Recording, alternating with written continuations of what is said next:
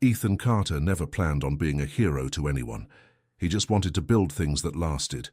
Growing up in the working-class end of Nashville, Tennessee, in a house with a leaking roof and a mother who cleaned office buildings at night to keep the lights on, he learned early that nothing good ever showed up without a fight for it. By the time he was 26, he had a pickup truck with 200,000 miles on it, a business license he'd paid for with money he should have spent on rent, and a wife who believed in him more than he believed in himself. Emily Carter used to say that Ethan had sawdust in his blood. He'd laugh and tell her that was just a nice way of saying he was stubborn, but she wasn't wrong. Every morning before the sun came up over the hills east of the city, Ethan was already loading tools into his truck, driving to job sites where he framed houses, poured foundations, and later, when Carter Construction started to grow, oversaw crews of men twice his age who had learned to respect him, because he never asked anyone to do work he wasn't willing to do himself. Emily had her own morning ritual. She woke at 4:15, tied back her dark hair and drove her rusted Ford Econoline van to a gravel lot 2 blocks from the Nashville Farmers Market, where she parked her small food trailer and started the ovens. The trailer had been her grandmother Ruth's idea, or more precisely her grandmother's recipe book, handed down through 3 generations of Appalachian women who believed that butter, cinnamon, and patience could fix almost anything. Ruth had raised Emily herself after Emily's parents split when she was 9, teaching her granddaughter to bake in a cramped kitchen in Murfreesboro, where the oven ran hot and the radio always played gospel on Sunday mornings. Ruth used to tell her that a good cinnamon roll could make a stranger feel like family for the length of one bite, and Emily carried that lesson with her long after Ruth passed. Emily's cinnamon rolls became a local legend before Ethan's business ever took off. People drove from Franklin and Brentwood just to get one while it was still warm, the frosting melting into the folds, the smell drifting across the market and pulling in strangers who didn't even know they were hungry until they caught the scent. For nearly 10 years, Emily's trailer paid bills that Ethan's fledgling company couldn't. She never said a word about it. She just kept showing up, kept baking, kept believing that one day Carter Construction would be more than a folding table and a stack of business cards at the county fair. And it was Emily's stubborn, quiet faith, more than any loan or lucky break, that got Ethan through the years when he wanted to quit. By the time Ethan turned 36, Carter Construction had become one of the fastest-growing commercial builders in Middle Tennessee, with contracts stretching from downtown Nashville high-rises to a distribution center outside of Chattanooga. They finally had the house they used to point at from the road and dream about, a 2-story brick colonial in Belle Meade with a wraparound porch and an oak tree older than the state itself. Ethan bought Emily a modest diamond band to replace the thin gold one he'd proposed with, because that was all he could afford back then. She told him she'd never wanted a bigger one. She just wanted him to come home safe every night. There was only one thing all that success couldn't buy them: a child. They had tried for years. Doctors in Nashville and later in Chicago ran tests, offered treatments, spoke in careful tones about probabilities and percentages. Ethan never once made Emily feel like it was her fault, but his mother did. Margaret Carter had been born into money and married into more of it, and she carried herself like a woman who believed the Carter name deserved to continue exactly as it had for 4 generations, with an heir, preferably a grandson, preferably soon.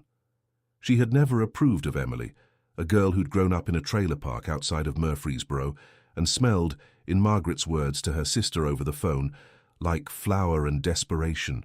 At family dinners in the Carter mansion on Forest Park Drive, Margaret's compliments always came with a blade folded inside them. She'd comment on how tired Emily looked, ask pointed questions about when the good news might finally arrive, and once, in front of the entire extended family at Thanksgiving, suggested that Ethan should keep his options open if things didn't change soon. Ethan defended his wife every single time. He'd take Emily's hand under the table, meet his mother's eyes, and calmly, firmly shut the conversation down. "Emily is my wife," he'd say. "That's not a topic for negotiation." Margaret would smile thinly and change the subject, but the resentment never left her. It just went underground, waiting. Everything changed on a grey Tuesday morning in March. Ethan was flying to Chicago on the company's small charter plane to close the largest deal of his career, a partnership with a national logistics firm that would have tripled Carter Construction's annual revenue. Emily kissed him goodbye at 6 a.m. in the kitchen, her hands still dusted with flour from the batch of dough she'd started before he woke up. "Call me the second it's done," she said. "I'll have a celebration cinnamon roll waiting." He laughed, kissed her again, and told her he loved her more than anything else in this world. 40 minutes after takeoff, somewhere over the hills of southern Kentucky, the plane's left engine failed. The pilot tried to bring it down on a stretch of farmland outside Bowling Green. The landing gear caught soft ground, the plane flipped, and the fuel tank ignited. By the time emergency crews arrived, the wreckage was a smoking ruin.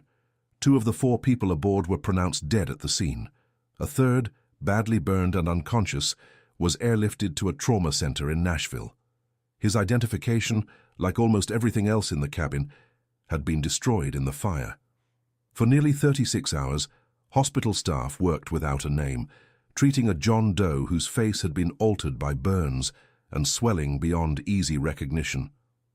When Margaret Carter got the call that her son's plane had gone down, and that the surviving passenger matched Ethan's general build and had been wearing a watch engraved with the initials EC, she made the identification herself, standing in a sterile hospital hallway with her jaw set and her eyes dry. She looked at the bandaged, unconscious stranger, who was, in fact, Ethan, and told the coroner's office that yes, this was her son. Then, in the same breath, almost before the paperwork was signed, she asked what she needed to do to begin transferring his assets.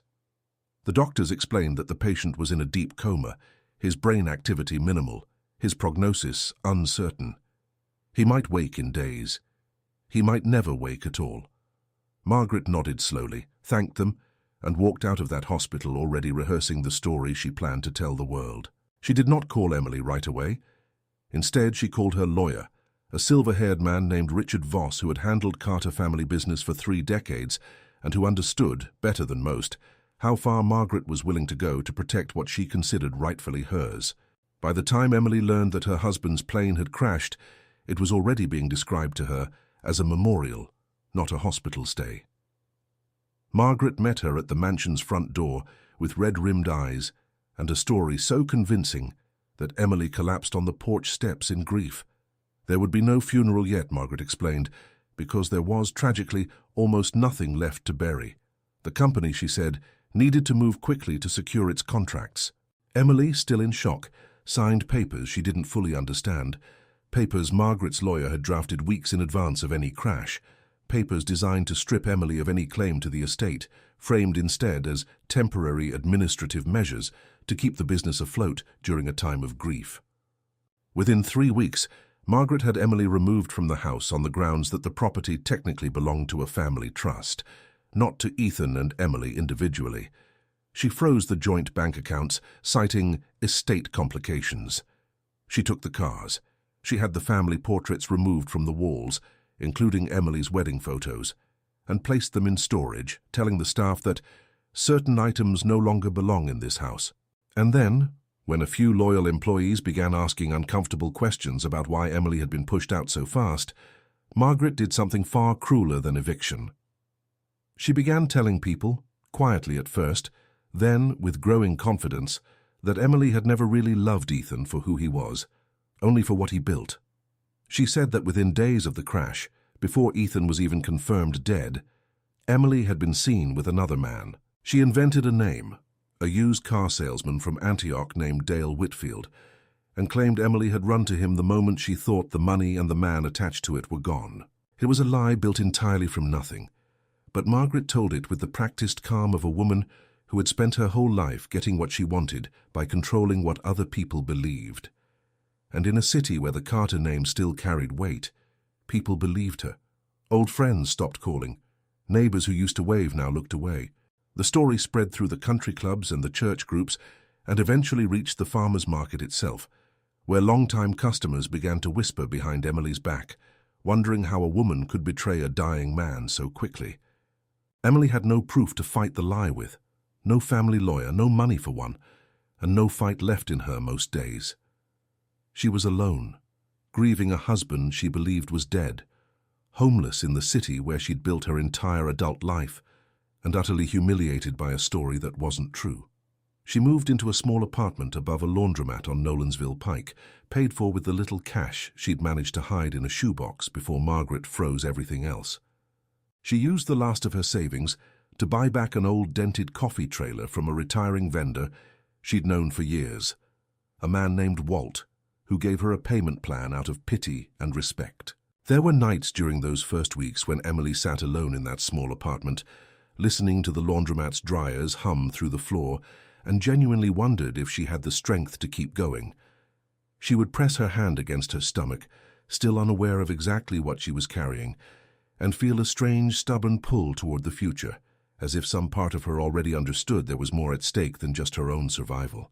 She thought about calling her grandmother's old church, about asking someone, anyone, for help, but pride and shame kept her silent.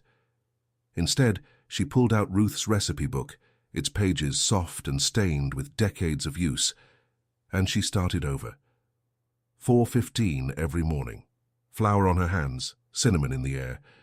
She told herself it was the only thing she knew how to do that still felt like hers. A few weeks later, a doctor's visit for what she assumed was stress-related exhaustion turned into the most disorienting moment of her life. Triplets. 3 heartbeats on a single screen in the middle of the worst chapter of her life, with no husband, no home, and no idea whether she'd survive financially long enough to bring them safely into the world. She cried in the parking lot of that clinic for nearly an hour, torn between terror and a fierce, unexpected joy, before wiping her face, starting her van, and driving straight to the trailer to prep dough for the next morning, because the bills weren't going to pay themselves, and neither were the babies going to raise themselves. She told no one. There was no one left to tell. 7 months passed. In a private long-term care facility outside Franklin, paid for by a trust Margaret controlled but rarely visited, the man everyone believed had died in a Kentucky field, slowly, painstakingly, began to come back.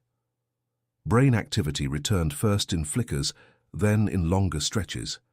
His eyes opened for the first time on a rainy October afternoon, and a nurse named Patricia Nguyen, who had cared for him faithfully for months, nearly dropped her clipboard in shock.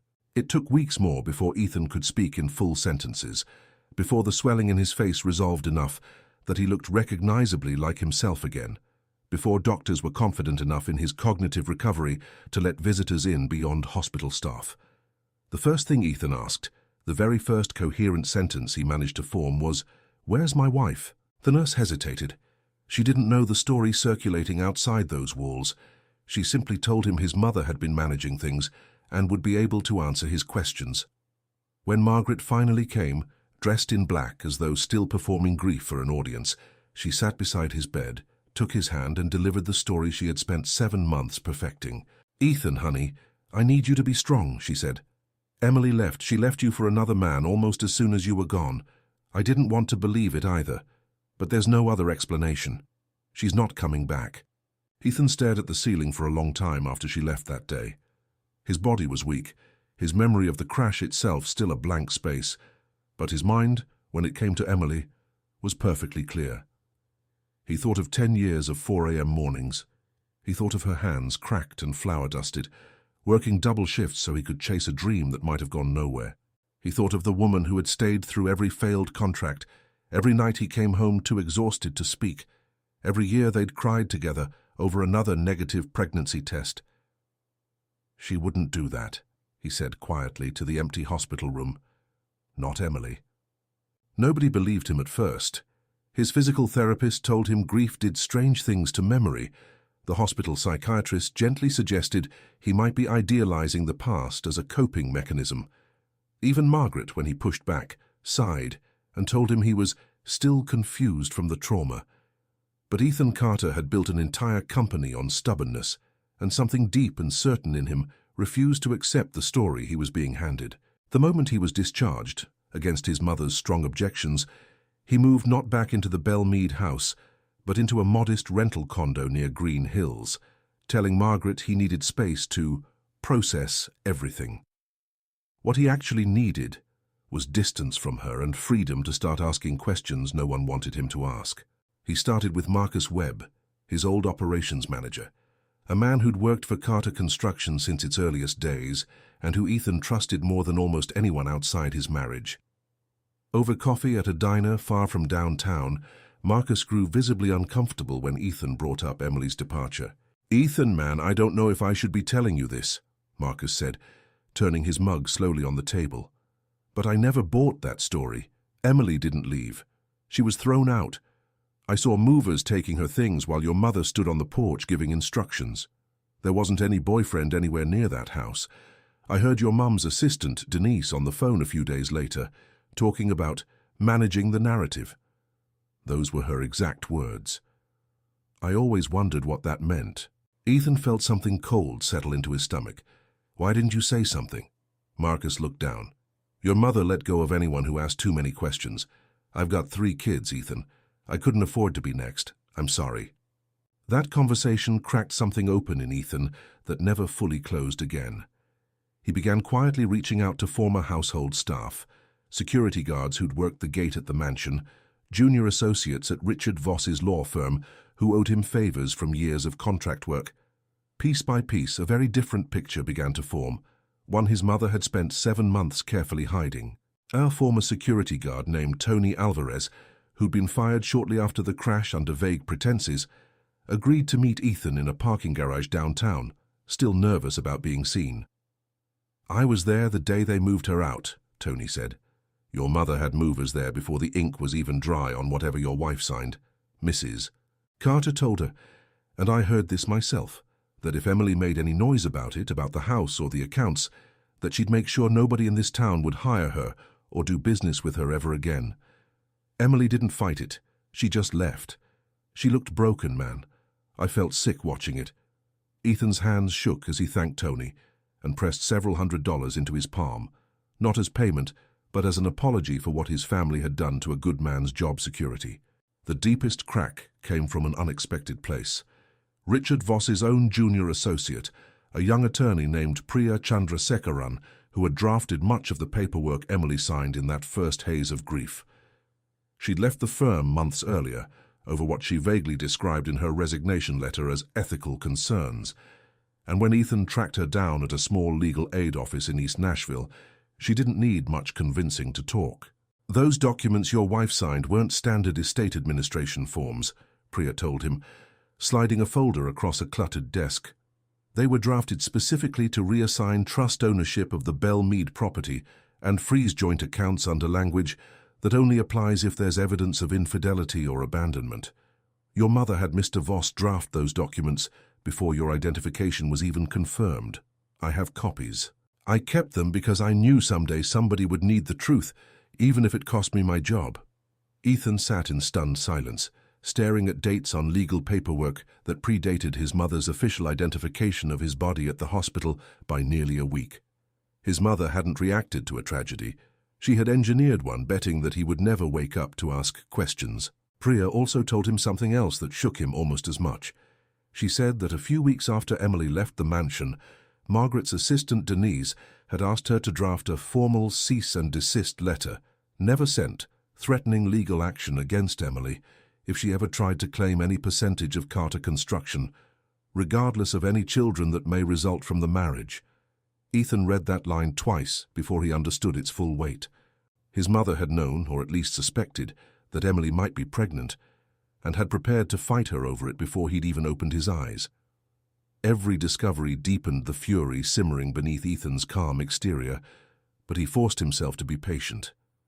He understood now, with total clarity, exactly what kind of woman his mother was, and he knew that confronting her without ironclad proof would only give her time to destroy evidence and construct a new lie. So he kept investigating quietly, kept meeting his mother for stiff, careful dinners, where he pretended to still be recovering both physically and emotionally, letting her believe she still controlled the story. Then, on an unremarkable Thursday afternoon, everything changed again. Ethan had been overseeing a renovation project at a mixed-use development near the Nashville Farmers Market, one of the few sites he'd insisted on visiting personally since his recovery, partly because physical work still helped quiet his mind.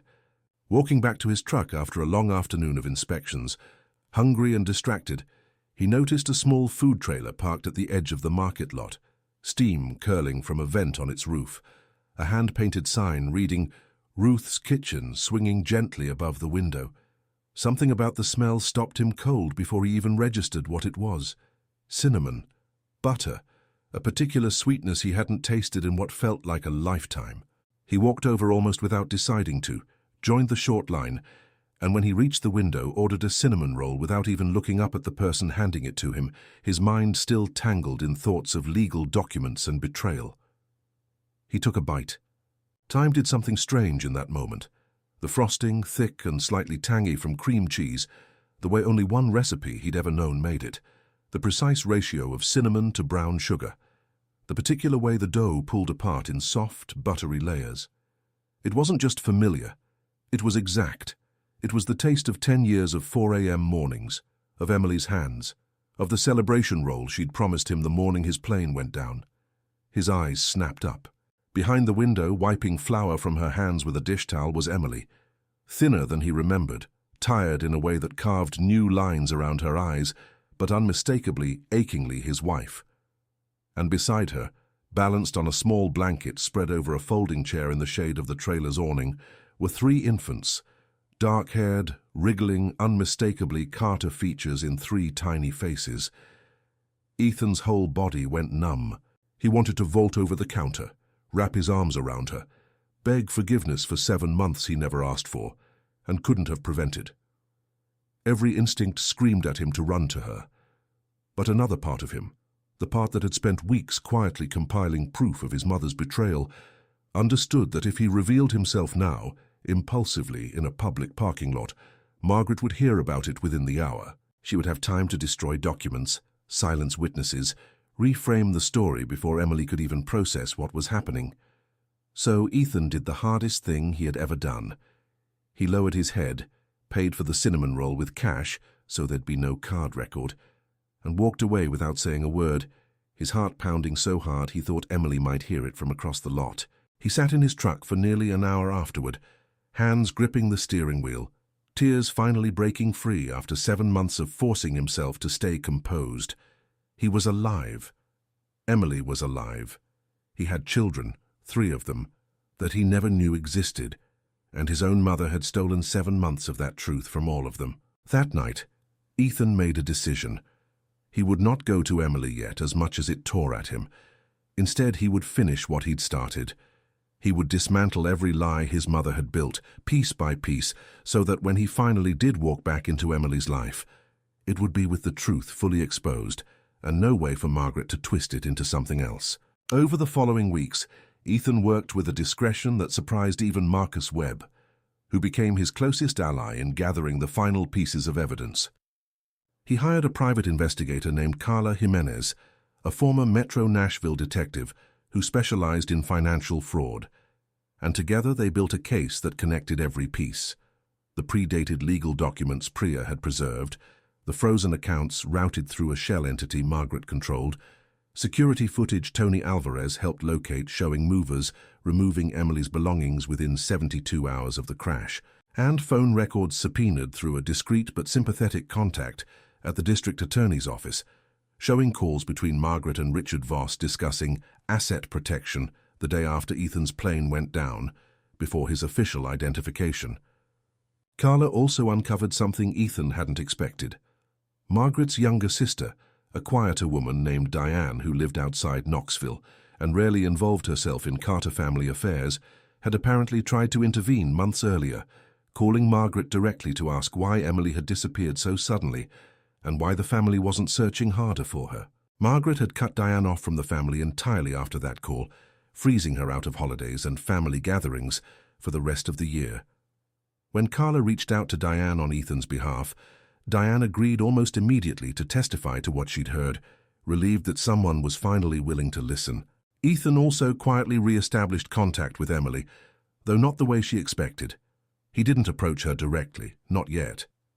Instead, he had Carla, posing as a market vendor interested in expanding Ruth's Kitchen, strike up a friendly relationship with Emily over several weeks, gently confirming details of what had happened to her, documenting her account, and most importantly, making sure Emily and the triplets, whom she learned were named Grace, Henry, and Lucy, were safe and stable, while Ethan finished building his case. It was excruciating for Ethan to stay away that long. Every night he drove past the market lot just to see the trailer's lights, just to catch a glimpse of Emily locking up for the night, her silhouette outlined against the string lights she'd hung along the awning.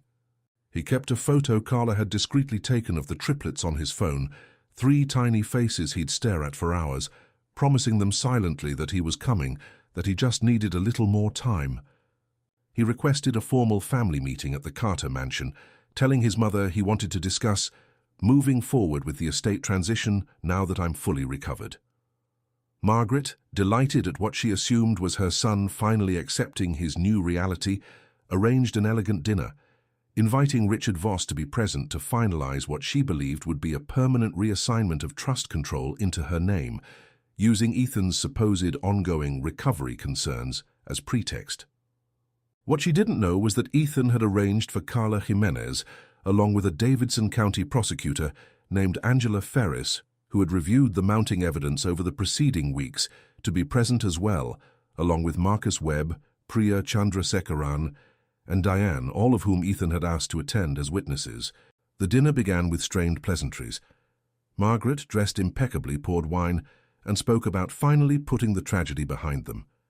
Richard Voss slid a folder of new trust documents across the table for Ethan's signature.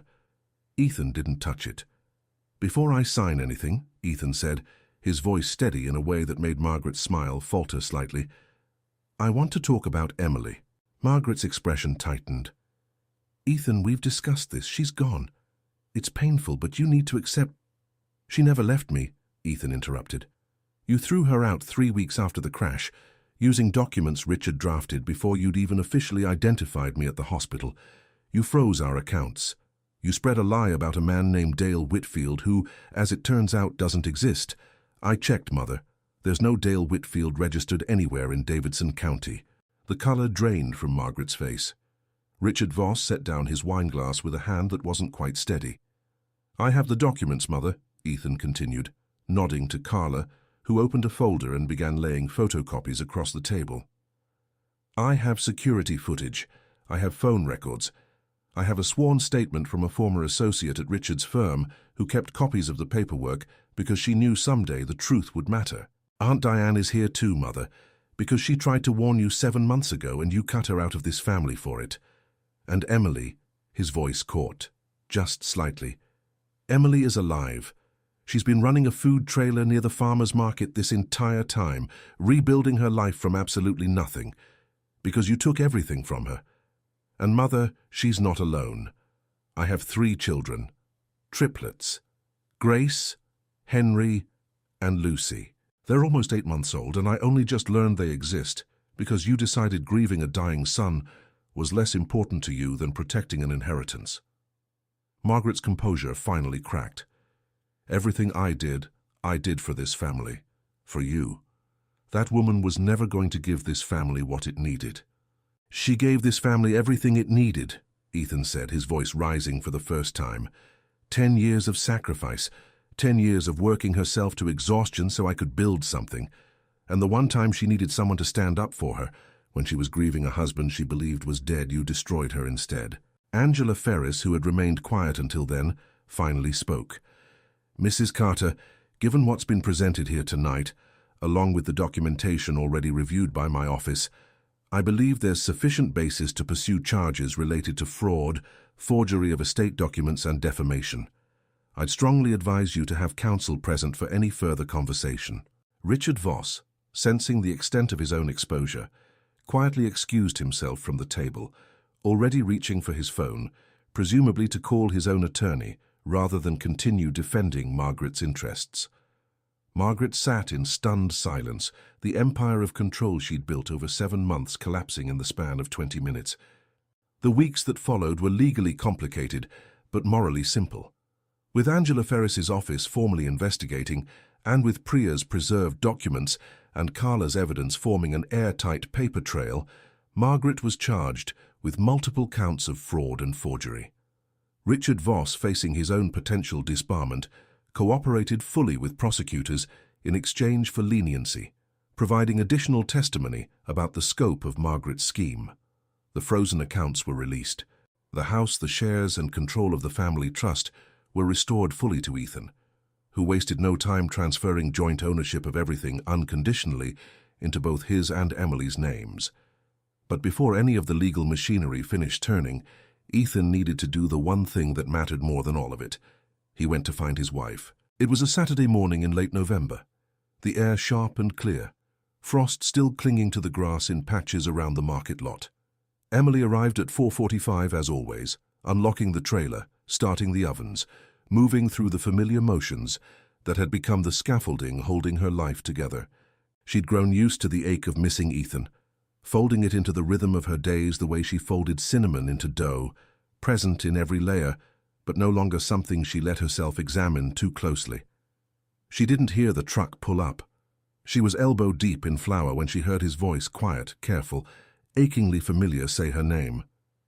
Emily, she turned, and for a moment she thought grief had finally broken something in her mind, because standing there in the grey morning light was Ethan, thinner than she remembered, a faint scar along his jaw from the crash, but unmistakably, impossibly alive. Ethan? Her voice cracked on the single syllable. "I'm so sorry," he said, stepping closer, his own voice unsteady now, all the careful composure of the past weeks finally breaking. "I'm sorry it took this long. I woke up 7 months ago, and they told me you left me. I didn't believe it, not for 1 second, but it took me this long to prove it, to make sure my mother could never do to you what she did again. I should have come to you the moment I saw you, the moment I tasted that cinnamon roll and knew, but I needed to protect you first. I needed to make sure this time when I came back, nothing could ever take you away from me again." Emily's hands were shaking, flour still dusted across her knuckles, tears cutting clean lines down her cheeks. "You tasted it. You were here, and you just walked away." "I had to," Ethan said. "I know how that sounds. I know it sounds insane, but your safety and theirs." His eyes moved to the folding chair where Grace, Henry, and Lucy were bundled against the morning cold, mattered more than my own need to hold you again. Emily looked at him for a long moment. 7 months of grief and humiliation, and impossible loneliness rising up all at once. And then she crossed the small space between them and collapsed against his chest, sobbing in a way she hadn't allowed herself to since the day Margaret had told her he was gone. Ethan wrapped his arms around her, breathing her in, feeling something in his chest finally settle after 7 months of carrying a weight he'd never fully put into words. "I'm here," he whispered into her hair. "I'm here, and I'm not ever letting anyone take this away from us again." He knelt beside the folding chair a moment later, hands trembling as he reached for his children for the very first time, 3 small faces blinking up at him with a curiosity too innocent to understand the magnitude of the morning unfolding around them. Grace grabbed his finger with a tiny, fierce grip. Henry studied him with wide, serious eyes that Emily swore even then looked exactly like his father's. Lucy simply smiled, a wide, gummy, unguarded smile, as though some part of her already recognized him. "They're perfect," Ethan said, his voice breaking completely now. "They're absolutely perfect." The following months brought a kind of justice this city hadn't seen in years. Margaret Carter pleaded guilty to reduced charges in exchange for cooperation, avoiding the maximum sentence, but still receiving significant prison time and a permanent injunction barring her from any involvement in Carter Construction or the family trust. Richard Voss lost his law license entirely. The story made local news, then national news, not as tabloid scandal, but as a cautionary tale about greed, family, and the danger of believing the people who claim to love you most. Ethan rebuilt Carter Construction with new priorities. He established a scholarship fund for young tradespeople from working-class backgrounds, named in Emily's honor, helping kids who reminded him of who he used to be get a foothold in an industry that had once seemed impossible to break into. He also, with Emily's full blessing and enthusiastic help, expanded Ruth's Kitchen from a single trailer into a small, beloved chain of bakeries across Nashville, each one displaying a framed copy of Ruth's original handwritten recipe book behind the register, a reminder of exactly where their second chance had come from. Emily never went back to the mansion on Forest Park Drive.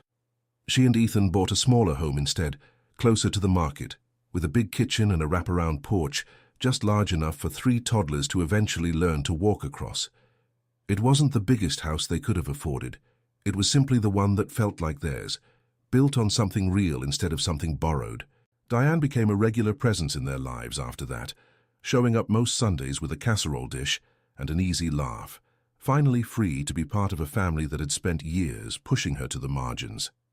She and Emily grew close in a way neither of them expected, bonded by the shared experience of surviving Margaret's particular brand of control. On the first anniversary of the day Ethan walked back into her life, Emily stood behind the original trailer, now retired and repainted, parked permanently outside their new flagship bakery as a kind of monument, and watched Ethan chase Henry across the grass while Grace and Lucy sat nearby in the shade, giggling at something only toddlers could find that funny. She thought about everything they'd lost, and everything, against every possible odd, they'd somehow gotten back. She used to believe that love was proven by never being apart, never facing hardship, never losing each other even for a moment. She understood now that real love wasn't measured by the absence of separation. It was measured by what a person was willing to do to find their way back, no matter how long it took, no matter how dark the 7 months in between became. Ethan Carter had once been just a contractor, with impossible dreams and a wife who believed in him, before he believed in himself. He learned the hard way that money, power, and a family name meant absolutely nothing compared to the woman who had stood beside him with nothing but flour on her hands and unwavering faith in her heart. And in the end, that was the only inheritance that ever really mattered. If this story moved you, make sure to like this video and subscribe to the channel, because we've got so many more incredible emotional stories just like this one coming your way. Drop a comment below and let us know what part hit you the hardest. See you in the next story.